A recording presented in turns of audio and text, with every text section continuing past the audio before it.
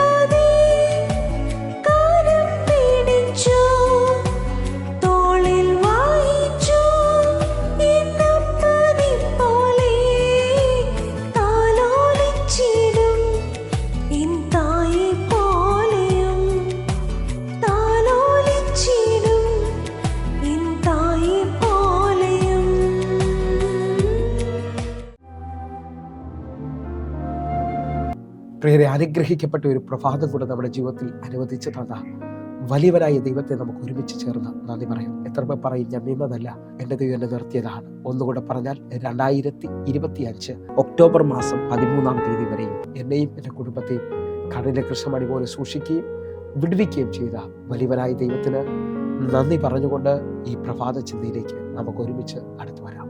മഹാദയാലുവായ ദൈവം. പ്രിയരെ, പ്രാരംഭവാക്യത്തിലേക്ക് 86-ാം സങ്കീർത്തനം അതിൻ്റെ 5-ാമത്തെ വാക്യം. കർത്താവേ, നീ നല്ലവനും ക്ഷമിക്കുന്നവനും നിന്നോട് അപേക്ഷിക്കുന്നവരോടൊക്കെയും മഹാദയാലുവും ആകുന്നു. പ്രിയരെ, ഈ പ്രഭാതത്തിൽ ദൈവം നമ്മോട് ഇടപെട്ട അനുഗ്രഹിക്കപ്പെട്ട വചനത്തിനായി നമുക്ക് ഒരുമിച്ച് ചേർന്ന് ദൈവത്തിന് നന്ദി പറയാം. ഈ പ്രഭാതത്തിൽ നാം ചിന്തിക്കുന്നത് മഹാദയാലുവായ ദൈവത്തെക്കുറിച്ചാണ്. സാധാരണ ഒരു ദൈവമല്ല ദൈവം നമ്മോട് കാണിക്കുവാൻ പോകുന്നത്, മഹാദേവാണ്. എന്നെ കേൾക്കുന്നവരെ, അപേക്ഷിക്കുന്നവരോട്, പ്രാർത്ഥിക്കുന്നവരോട് മഹാദേവ് കാണിക്കുവാൻ പോവുകയാണ്. എന്നെ കേൾക്കുന്നവരുണ്ടെങ്കിൽ ഒരുമിച്ച് ഈ പ്രാർത്ഥനയിൽ മുമ്പോട്ടൊരു സാധ്യതയില്ല, മുമ്പോട്ട് ഇനി ഒരു വഴിയില്ല എന്ന് പറയുന്നവർക്ക് വേണ്ടി ഞാൻ വിളിച്ചു പറയുകയാണ്, എൻ്റെ ദൈവം നിന്നോട് കരുണ കാണിക്കാൻ പോവുകയാണ്. നിന്നോട് ഈ പ്രഭാതത്തിൽ ദൈവം കാണിക്കാൻ പോവുകയാണ്.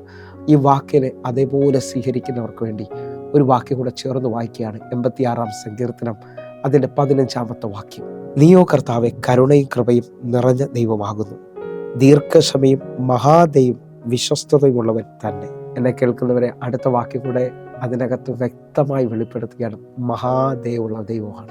2 വാക്യങ്ങൾ ഒരുമിച്ച് ദൈവം നമ്മോട് ഇടപെടുമ്പോൾ ഇനി ഒരു സാധ്യതയുമില്ലെന്ന് പറയുന്ന വിഷയങ്ങളിൽ ഈ പ്രഭാതത്തിൽ നിങ്ങൾക്ക് വേണ്ടി ദൈവം ചലിക്കാൻ പോവുകയാണ്. നമ്മുടെ ദൈവം അസാധാരണമായി നമ്മോട് മനസ്സലിവ് കാണിക്കുന്ന ദൈവമാണ്. ഏത് വിഷയത്തിനകത്താണോ തകർന്നിരിക്കുന്നത്, മുട്ടിപ്പായിട്ടൊന്ന് പ്രാർത്ഥിക്കാൻ ഈ പ്രഭാതത്തിൽ ഒന്ന് തീരുമാനമെടുത്തേ. ഒന്നുകൂടെ നിങ്ങൾ ശ്രദ്ധിച്ചാൽ ദൈവത്തിൻ്റെ ആ ദൈവന്റെ വലിപ്പം കാണാൻ പറ്റും. സങ്കീർത്തനക്കാരൻ ആ ദൈവനെ വർണ്ണിക്കുന്നത് എങ്ങനെയാണെന്നറിയാമോ? 117-ാം സങ്കീർത്തനം അതിൻ്റെ 2-ാമത്തെ വാക്യം. നമ്മോടുള്ള അവൻ്റെ ദയ വലുതായിരിക്കുന്നു, യഹോവയുടെ വിശ്വസ്തത എന്നേക്കുമുള്ളത്, യഹോവയെ സ്തുതിപ്പിൻ. നമ്മോടുള്ള കർത്താവിൻ്റെ ആ ദയ ഭയങ്കര വലുതാണ്. നിങ്ങൾ എത്ര കുഴഞ്ഞ ചേറ്റിൽ കിടന്നയാളാണെങ്കിലും നിങ്ങളോട് തമ്പുരാൻ്റെ വാക്യം പറയാറുണ്ട്, അവൻ ചതഞ്ഞോടെ ഓടിക്കത്തില്ല, പുകയുന്ന തെരിയെ കെടുത്തിക്കളയത്തുമില്ല. എന്ന് വെച്ചാൽ ഒരു സാധ്യതയില്ലാത്ത നിലയിൽ എന്നെ ശ്രദ്ധിക്കുന്നതിനോട് ഇന്നിതാ മഹാദേവ് വെളിപ്പെട്ട് വരാൻ പോവുകയാണ്. കർത്താവ് നിങ്ങൾക്ക് വേണ്ടി നേരിട്ട് ചലിക്കാൻ പോവുകയാണ്. നിങ്ങൾ നോക്കണം, വിലാപങ്ങളുടെ പുസ്തകം 3-ാം അധ്യായം 22-23 വാക്യങ്ങളിലേക്ക്. നാം മുടിഞ്ഞു പോകാതിരിക്കുന്നത് യഹോവയുടെ ദയയാകുന്നു, അവൻ്റെ കരുണ തീർന്നു പോയിട്ടില്ലല്ലോ, അത് രാവിലെ തോറും പുതിയതും നിന്റെ വിശ്വസ്തത വലുതുമാകുന്നു. ഈ വചനം കൂടെ കേട്ട് വിശ്വസിക്കുന്നവർ ഒരുമിച്ച് പാദത്തിൽ മുറുകെ പിടിക്കണം. ഇനി എന്തെല്ലാം സംഭവിച്ചാലും നിങ്ങളും ഞാനും തകർന്നു പോകത്തില്ല, മുടിഞ്ഞു പോകത്തില്ല. കാരണം അവൻ്റെ ദയ ഭയങ്കര വലുതാണ്. വിശ്വസിക്കുന്നവരുണ്ടെങ്കിൽ ഈ പ്രഭാതത്തിൽ ആ ദൈവന് വേണ്ടി ഒരുമിച്ചൊന്ന് പ്രാർത്ഥിച്ച്, കർത്താവെ, ആ ദൈവനായി, ആ മനസ്സലിവിനായി ഞങ്ങൾ ഒരുമിച്ചങ്ങ് പ്രാർത്ഥിക്കുക. അസാധാരണമായ ഒരു ദൈവപ്രവർത്തിക്കായിട്ട് ഞങ്ങൾ ഒരുമിച്ചൊന്ന് അടുക്കുക. കർത്താവെ, അങ്ങയുടെ വലിപ്പം ഒന്ന് വെളിപ്പെടുത്തണമേ, അങ്ങയുടെ സ്നേഹം ഒന്ന് വെളിപ്പെടുത്തണമേ. ഞങ്ങളതങ്ങ് വിശ്വസിക്കുകയും പ്രാർത്ഥിക്കുകയും ചെയ്യുക.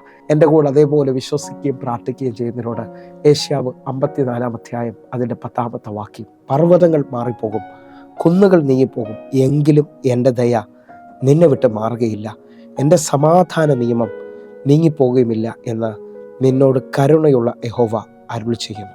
ഇതാ പ്രവാചകൻ എന്നോട് നിങ്ങളോട് സംസാരിക്കുകയാണ്. പർവ്വതങ്ങൾ നീങ്ങിപ്പോയേക്കാം, കുന്നുകൾ മാറിപ്പോകാം, എന്നാലും എൻ്റെ ദൈവത്തിൻ്റെ ദയ നമ്മെ വിട്ടു മാറത്തില്ല. വിശ്വസിക്കുന്നവരുണ്ടെങ്കിൽ കർത്താവിൻ്റെ കരുണ നമ്മിൽ വെളിപ്പെട്ട് വരാൻ പോവുകയാണ്. മഹാദയാലുവായ ദൈവത്തിൻ്റെ കരം നിങ്ങളെ സ്പർശിക്കാൻ പോകുകയാണ്. എൻ്റെ കൂടെ ഒന്ന് പ്രാർത്ഥിക്കാൻ പറ്റുന്നുണ്ടെങ്കിൽ പ്രാർത്ഥിച്ചേ. കർത്താവെ, ഇന്ന് എൻ്റെ ജീവിതത്തിനകത്തൊരു ആഴം വെളിപ്പെടുത്തണമേ. അപ്പോസ്തല പ്രവൃത്തി 9-ാം അധ്യായം ശ്രദ്ധിച്ചാൽ ഇതാ കുതിരപ്പുറത്തുനിന്ന് ശൗൽ താഴെ വീഴുകയാണ്. ആ വീഴ്ചയിൽ അവൻ എഴുന്നേറ്റ് ചോദിക്കുകയാണ്, നീ ആരാകുന്നു കർത്താവേ എന്ന് ചോദിക്കുകയാണ്. ആ വിളിക്കകത്ത് ദൈവം മറുപടി പറയാണ്, നീ ഉപദ്രവിക്കുന്ന യേശു ആകുന്നു. എന്നെ കേൾക്കുന്നവരെ, ഉപദ്രവിയായ ശൗലിനെ ഉപദേശിയാക്കുന്ന ദൈവത്തിൻ്റെ മഹാദൈവനായിട്ട് നിങ്ങൾ വിശ്വസിക്കാൻ പറ്റുമെങ്കിൽ എല്ലാ നിലയിലും തീർന്നു, ഒരു നിലയിലും ഇനി രക്ഷപ്പെടത്തില്ലെന്ന് പറയുന്ന നിന്നെ ഏറ്റവും അത്ഭുതമാക്കാൻ മഹാദയാലുവായ കർത്താവിന് കഴിയും. ഒന്നുകൂടെ നിങ്ങൾ ശ്രദ്ധിക്കണേ. പഴയ നിയമത്തിനകത്ത് മിസ്രൈമിന്റെ കയ്യിൽ നിന്ന് സ്വന്തം ജനത്തെ ദൈവം വിളിച്ച് വാഗ്ദത്ത ദേശത്തിലേക്ക് പോവുകയാണ്. പോകുന്ന വഴിയിൽ ജനത്തിന്റെ പിറുപിറുപ്പും പാവവും കണ്ട് ജനത്തെ നശിപ്പിക്കാൻ ദൈവം ഒരുങ്ങുമ്പോൾ ജനത്തിനും ദൈവത്തിൻ്റെയും ഇടയിൽ നിന്ന് മോശ മധ്യസ്ഥത പറയുന്നൊരു വാക്യമുണ്ട്. സംഖ്യപുസ്തകം 14-ാം അധ്യായം അതിൻ്റെ 19-ാമത്തെ വാക്യം. നിന്റെ മഹാദയയ്ക്ക് തക്കവണ്ണം മിസ്രൈം മുതൽ ഇവിടെ വരെ ഈ ജനത്തോട് നീ ക്ഷമിച്ചതുപോലെ ഈ ജനത്തിന്റെ അകൃത്യം ക്ഷമിക്കണമേ. 20-ാമത്തെ വാക്യം. അതിന് യഹോവ അരുളി ചെയ്തത്, നിന്റെ അപേക്ഷ പ്രകാരം ഞാൻ ക്ഷമിച്ചിരിക്കുന്നു. ഇതാ അടിമ വീടായ മിസ്രൈമിൽ നിന്ന് തൻ്റെ ജനത്തെ വാഗ്ദത്തത്തിലേക്ക് നടത്തുമ്പോൾ ദൈവം വരെ നശിപ്പിക്കുവാൻ ഇറങ്ങി വരികയാണ്. ആ സമയത്ത് മോശ പറയുകയാണ്, നിന്റെ മഹാദൈക്യത്തോടവും ഈ ജനത്തോട് ക്ഷമിക്കണമേ. നിങ്ങൾ വിശ്വസിക്കുന്നവരാണെങ്കിൽ ഇപ്പോൾ ഇന്നലകളിൽ പ്രാർത്ഥിക്കാൻ പറ്റാത്ത അനുഭവങ്ങളുണ്ട്. നിങ്ങൾ വിശ്വസിക്കുന്നവരാണെങ്കിൽ ഇന്നലകളിൽ ദൈവത്തിൽ നിന്ന് അകന്നുപോയവർ എന്നെ കേൾക്കുന്നുണ്ട്. പഴയതുപോലെ പ്രാർത്ഥിക്കാൻ പറ്റാത്തവരുണ്ട്. ഇപ്പോൾ മുഴങ്കാലിൽ നിന്ന് കണ്ണുനീരോടെ നിന്റെ മഹാദൈക്യത്വവണ്ണം എന്നോട് ക്ഷമിക്കുകയും നിന്റെ ആത്മാവിനെ അധികം എൻ്റെ മേളിൽ പകരുകയും ചെയ്യണമെന്ന് ഈ പ്രഭാതത്തിൽ ഒന്ന് പ്രാർത്ഥിക്കാൻ പറ്റുമെങ്കിൽ വലിയ ബന്ധത്തിൽ വലിയ നിലയിൽ ക്ഷമിച്ചുകൊണ്ട് പുതിയ മേഖലയിൽ ഇടപെടുന്ന, അല്ലെങ്കിൽ പുത്തൻ സ്നേഹം തന്നുകൊണ്ട്, അല്ലെങ്കിൽ പുത്തൻ നിറവ് തന്നുകൊണ്ട്, പുത്തൻ പുതുമ തന്നുകൊണ്ട് ഇന്ന് ദൈവം നമ്മെ കരം പിടിക്കാൻ പോവുകയാണ്. നമുക്ക് ഒരുമിച്ച് മഹാദയാലുവായ ദൈവത്തിൻ്റെ അടുക്കലേക്ക് ആ പാദപീഠത്തിൽ ഒന്ന് പുറകെ പിടിക്കാം. പ്രിയരെ, ഈ പ്രഭാതത്തിൽ നമുക്ക് ആ കരുണയ്ക്കായി അപേക്ഷിക്കാം. കണ്ണുകളൊന്ന് അടയ്ക്കാം, പ്രാർത്ഥിക്കാം. ഞങ്ങളെ സ്നേഹിക്കുന്ന ഞങ്ങളുടെ നല്ല ദൈവമേ, പൂർണ്ണ ഹൃദയത്തോടെ മഹാദയാലുവായ കർത്താവേ, ഞങ്ങളുടെ അപേക്ഷ കേൾക്കണമേ. ഞങ്ങളുടെ ജീവിതത്തിൽ ഒരു പുതിയ സീസൺ തുറന്നു തരണമേ. അങ്ങയുടെ അത്ഭുതകരം ഞങ്ങൾ കാണേണ്ടതിനായി ഞങ്ങൾ ഒരുമിച്ച് പ്രാർത്ഥിക്കുന്നു. ഇന്ന് അങ്ങയുടെ കരം ഞങ്ങൾ കണ്ടതിനായി സ്തോത്രം. ദൈവപ്രവൃത്തി ഞങ്ങൾ കണ്ടതിനായി നന്ദി. യേശുവിൻ നാമത്തിൽ പ്രാർത്ഥിക്കുന്നു. കേൾക്കണം പിതാവേ. ആമേൻ, ആമേൻ. പ്രിയരെ, പ്രഭാത സന്ദേശം നിങ്ങൾക്ക് അനുഗ്രഹമാകുന്നുവെങ്കിൽ നമ്മുടെ യൂട്യൂബ് ചാനൽ സബ്സ്ക്രൈബ് ചെയ്യും, ഫേസ്ബുക്കിലേക്ക് നിങ്ങൾ ജോയിൻ ചെയ്യുകയും ചെയ്യണമെന്ന് ഓർപ്പിക്കുന്നു. അതേപോലെ തന്നെ എല്ലാ ദിവസവും വൈകിട്ട് 6 മണിക്ക് നമുക്ക് സൂമിൽ ആരാധനയുണ്ട്. നിങ്ങളെ ഞാൻ ക്ഷണിക്കുന്നു.